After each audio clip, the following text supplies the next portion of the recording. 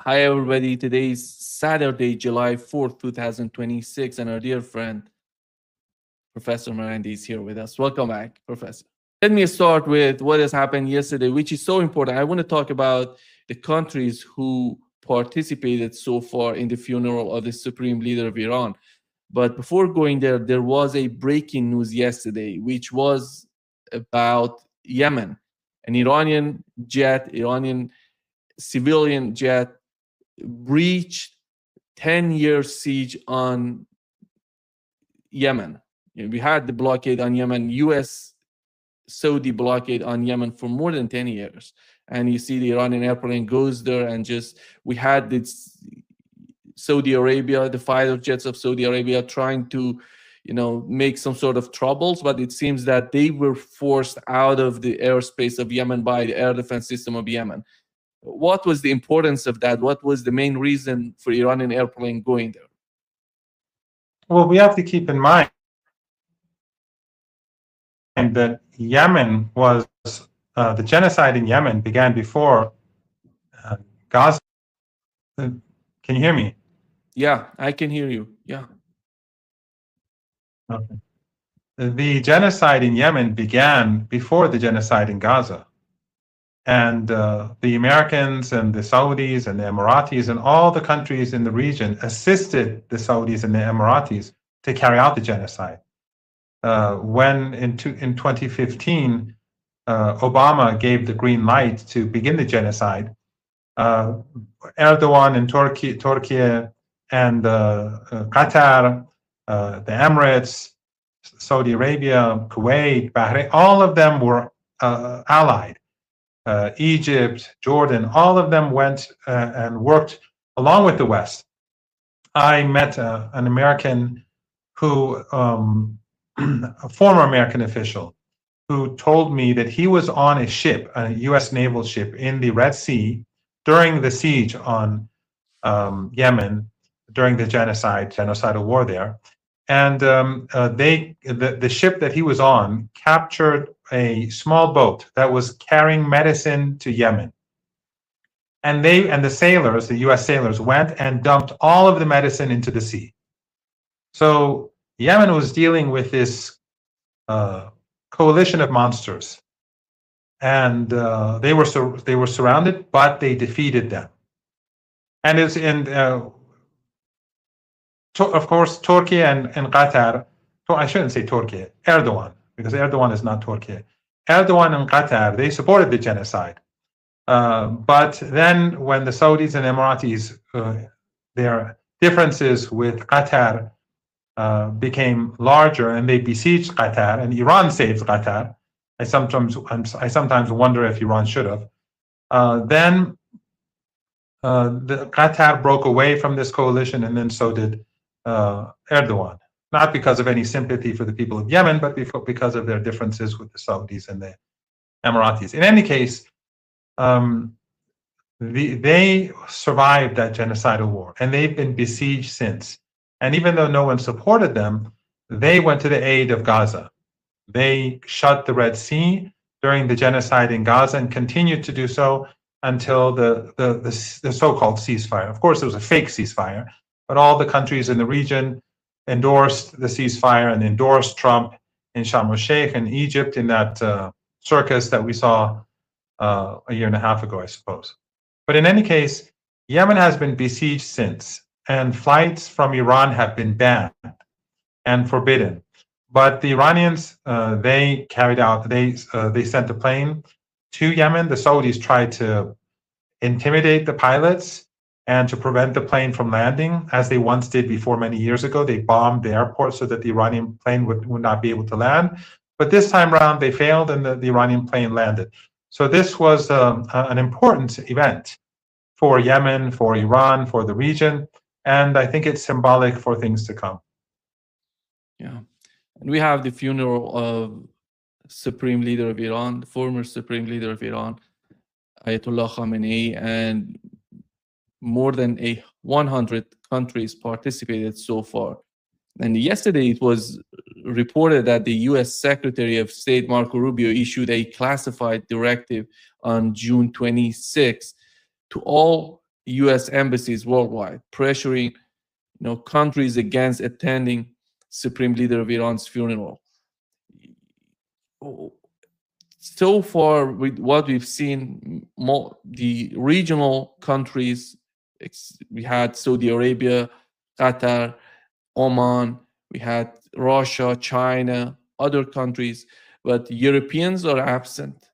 We haven't seen any Europeans. We haven't seen Americans, North America and South America. I don't know how many countries from these, because it seems that there is a tremendous pressure from the United States on countries.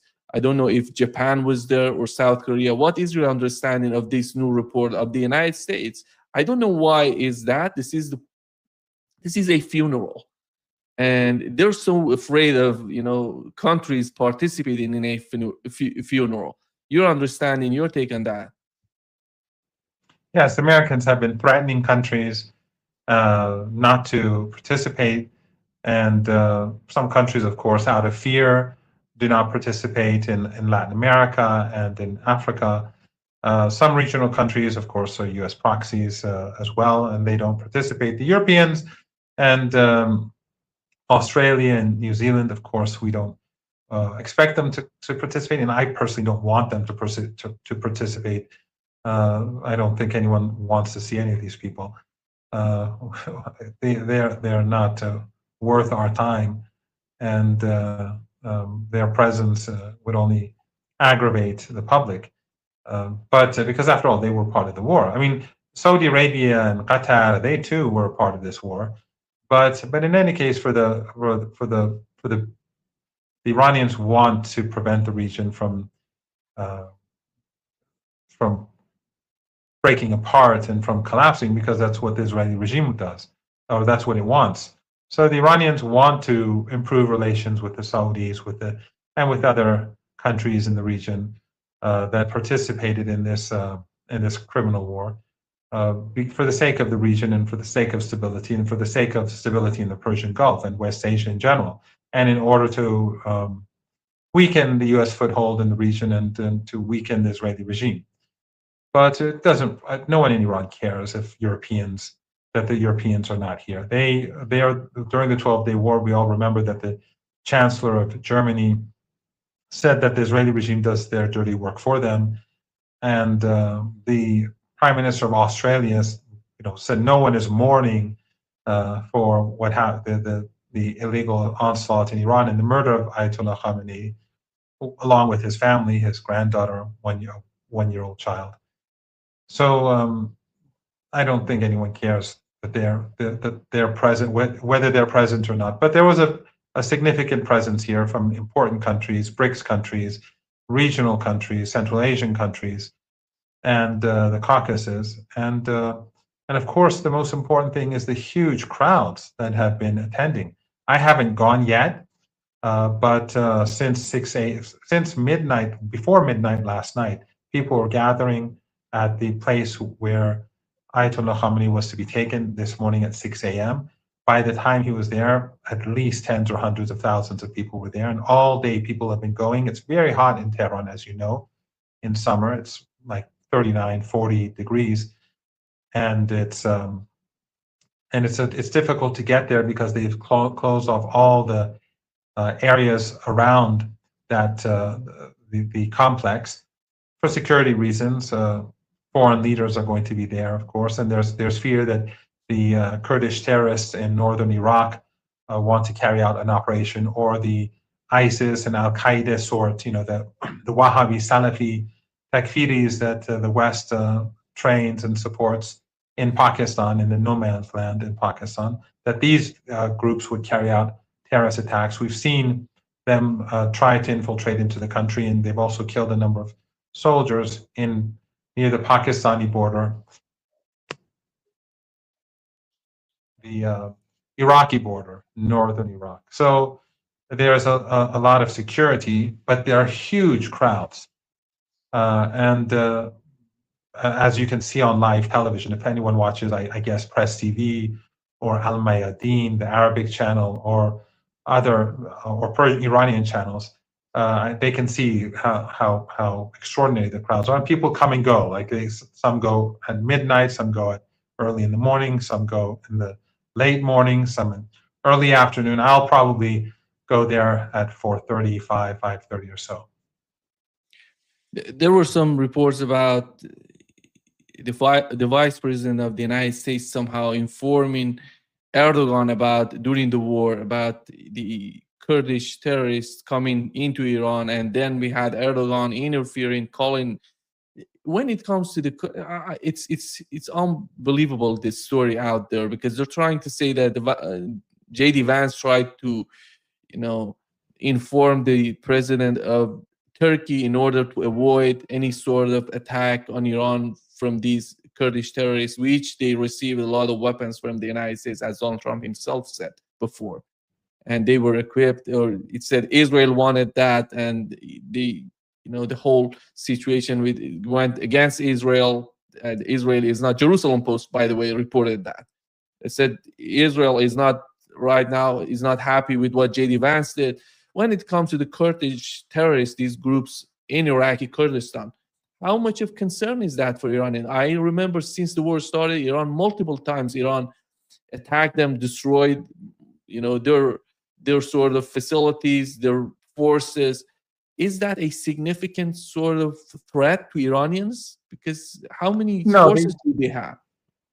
No, the United States did not inform the Iranians about anything. That's just fabricated news. The Iranians themselves have deeply infiltrated these groups, and they target them regularly. The government in northern Iraq, the local Kurdish government, they are U.S. proxy. It's a U.S. proxy, and they're allied with the Israeli regime. So they will do nothing to stop these groups. Sometimes they try, or they make some slight move under pressure from Iran, but they tolerate them, and they allow them to have bases across northern Iraq. And since the war began, Iran is repeatedly bombing them. But no, J.D. Vance had no role to play. The United States has no role to play in stopping any attacks. In fact, another fake piece of news that the Americans are putting out through the Washington Post and the New York Times is the claim that the Iranians were told by the Americans that the Israelis wanted down the plane that I was in, that they want to assassinate the negotiators when they were in Islamabad. That's another myth. There was no message from the United States to Iran.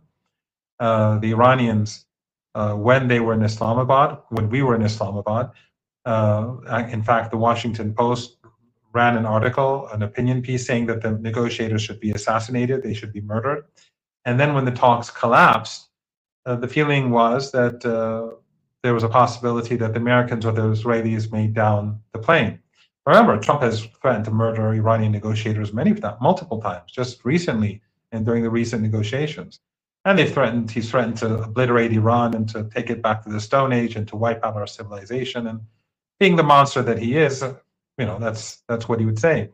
But Vance is no different. So the Iranians, the delegation, the Iranian security in Iran decided that they would change the plane and that they would fly to Mashhad, which is close to the Afghanistan and Turkmenistan border, and then we would come by land to Tehran. And that's what we did. Because remember, Israeli planes cannot bomb Iran easily at all. It's American jets that refuel these planes. It's American planes that refuel these jets that allow them to come to Iran. And going all the way to Mashhad is virtually impossible for the Israeli regime. Any strikes during the 12-day war and during this recent war, that's not over. The Israelis all their jets were being refueled by the Americans. Otherwise, they have no ability to carry out a war against Iran. And if they start a war against Iran, Iran will flatten them, and there's not much that they can do without U.S. full support. So that's nonsense. I mean, the Americans did not inform anyone about attacks from Iraqi Kurdistan. The Americans encouraged those attacks. And the same is true from these Takfiris in Baluchistan, in Pakistan, where they launch attacks. These are all done with financial support, with military support, with political cover from Western governments, and of course the U.S. and the Israelis in particular.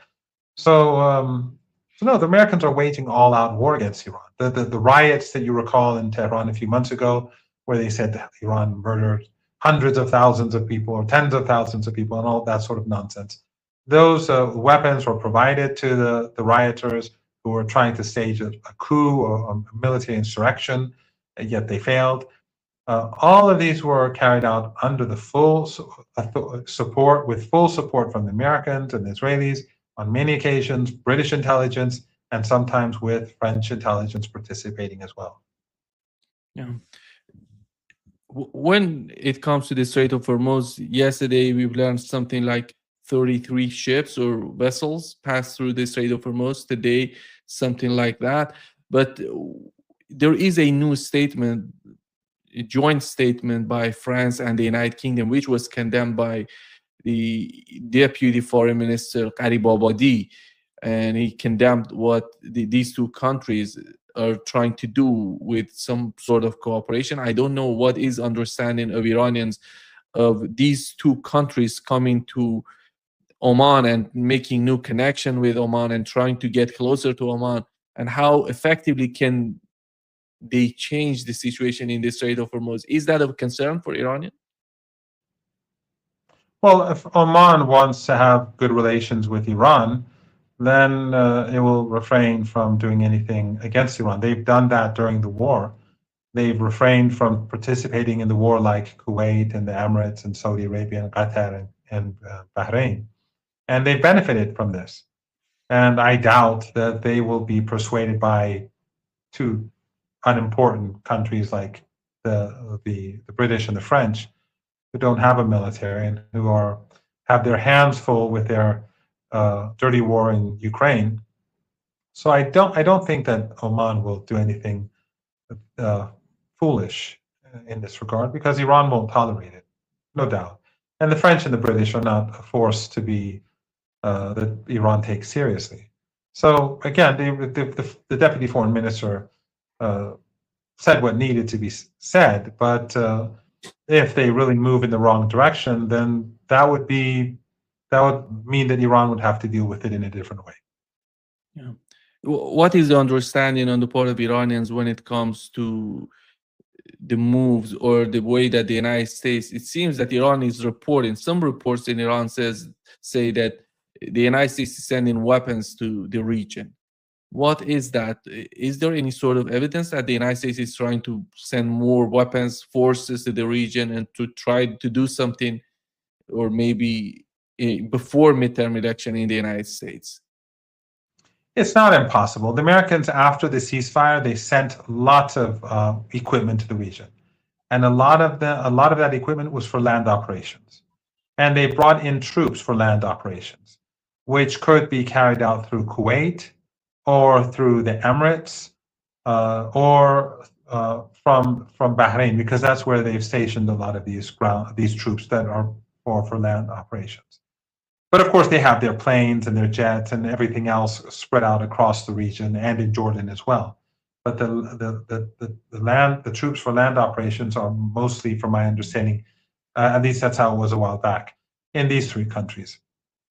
But the Iranians are prepared for that. Ever since the ceasefire, the end of the 39 days war, the Iranians have been preparing themselves. They've been rebuilding whatever was damaged. And since the MOU, I mean, some people talk about the MOU being a bad deal, and I don't want to get into that debate. We discussed this before. There's good. I think it's on. I mean, there are good things about it. There's some shortcomings in it, no doubt. But no one in Iran from the beginning thought that the Americans were going to adhere to the MOU. No one was that naive. At least no one in power. But the Iranians wanted to export oil, and they had accumulated a lot of oil in the Persian Gulf that couldn't leave. A lot of tankers, they couldn't leave because of the U.S. siege. So the MOU allowed Iran to send very large quantities of oil very swiftly to its Asian markets. And that was necessary because you have a population of over 90 million people. And with the Afghan refugees, it's probably 95, 96, 97 million people. So the Iranians used that as to normalize the economy a bit, because the economy has been badly hit by the war and it's been under sanctions for decades.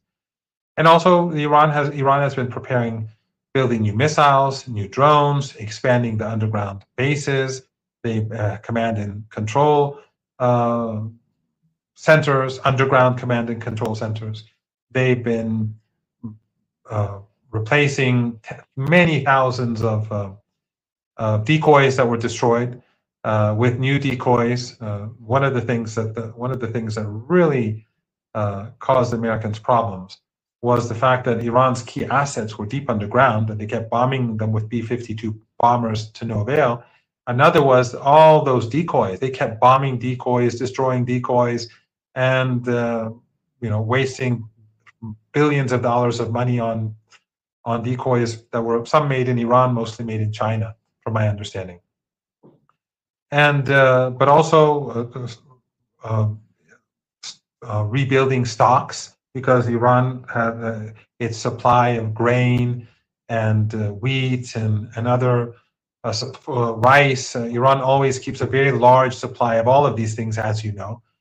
And during the war, because of the siege, the Americans prevented this from getting into the country. So the Iranians, the ships that were waiting, they came in, and Iran has been able to purchase more supplies. So Iran has been preparing itself for another war, basically.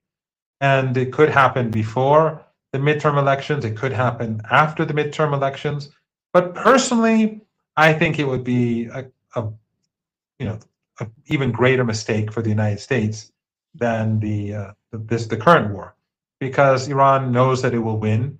It is confident about itself. It has learned about U.S. capabilities. Remember, Iran won the 12-day war, but Iran performed much better in this war because of all that it had learned from the 12-day war. So now the Iranians are even further prepared, and the United States is not in a strong position to fight a war. So it's possible that the Americans would attack, but the Iranians are quite prepared to deal with them. It seems the biggest issue for the United States right now is the Strait of Hormuz. Isn't that amazing that nobody's talking about the Iranian nuclear program? And it's all about the Strait of Hormuz. And yesterday we've learned that Donald Trump has suggested, or the Trump administration has suggested Iran not to have the fee system, the fee mechanism in the Strait of Hormuz. Instead, they're going to get their frozen assets back. And was there any sort of negotiations, or it was fake? What do we know about that? And what is the Iranian position on this Strait of Hormuz and new mechanism of that? Nima, the Americans are always lying. I mean, just like the claim that they informed the Iranians about an assassination or an attempt to assassinate the negotiators, that was a lie. Remember, Trump just a couple of days ago, he said that the Iranians have requested a meeting 3-4 days ago in Doha, and I agreed. The Iranians did not request anything, and there was no plan to have a meeting. And the Americans sent Witkoff and Kushner, and no one from Iran attended. The following day, there were low-ranking officials in a deputy foreign minister leading a delegation that was planned beforehand to negotiate with Qatar and Pakistan, the mediators, about Lebanon, about Iranian stolen assets, and that was it. So anything that comes from Washington, you should take with like a ton of salt. And this is one of them. The Iranians, of course, are not going to accept relinquishing their control over the Strait of Hormuz. That is permanent. And it's not just fees. The Iranians will control the strait to make sure that its enemies do not use the strait to turn the Persian Gulf region into another war zone again. So no, that's out of the question. Yeah, it means that no destroyer, no military ship going to pass through the Strait of Hormuz. Is that the message from the Iranians? Basically, they're going to control the strait because of the security reasons. It will be for security reasons, but also there will be a financial aspect to it. There's no doubt about that. They will collect fees. And if Oman does not want to be a part of it, the Iranians have told the Omanis, that's fine. We'll control the strait ourselves, and we will take the fees. If you don't want to be a part of it, you don't have to be a part of it. But Oman being a part of it or not being a part of it is not going to change anything. Iran will control the strait. Yeah. Yesterday, we had the head of Iranian parliament responding to Donald Trump. And Donald Trump argued, as you know, that Iran is supposed to use money to buy food for their people because right now their people are very hungry and they're buying it and exclusively from the United States, corn, soybeans, and all of this and that. And then we had the response from the head of Iranian parliament. And he says, imagine having 40 something million of your own citizens on food stamps and call another nation hungry. This is not a proclamation. This is a projection. Keep your what the thing is, Nima, I'm saying this for your viewers, you know this as well as I. In Iran, we don't have homeless people on the streets. In Iran, we do not have the sort of hunger that we see in many other parts of the world. The government has a responsibility to feed everyone.